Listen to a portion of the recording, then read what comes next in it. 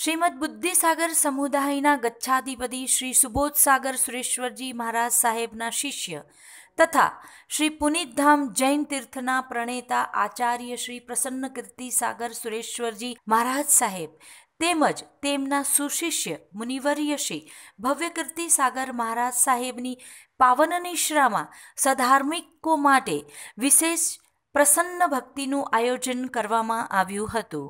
આ પ્રસન્ન ભક્તિમાં જે પુનિત ચેરિટેબલ ટ્રસ્ટ તથા જુહુ જીવાના સહયોગ દ્વારા 102 સધાર્મિક પરિવારોને 1050 રૂપિયાની રોકડ રકમ, 250 રૂપિયાની અનાજની કીટ ભેટ આપવાની સાથે ચોહવિયાર કરાવવામાં આવ્યા હતા.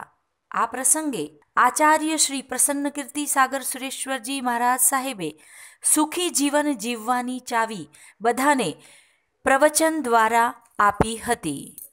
માનવમાંથી મહામાનવ બનવાનું છે.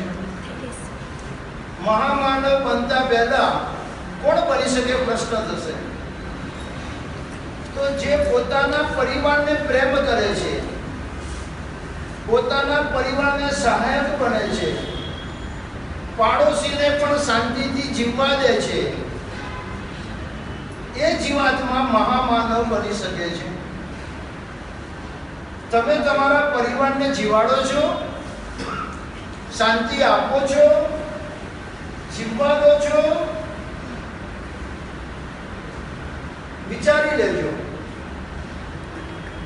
આવો જીવ મહાત્મા બને છે અને મહાત્મા બનેલો જીવાત્મા પરમાત્મા બની જાય છે.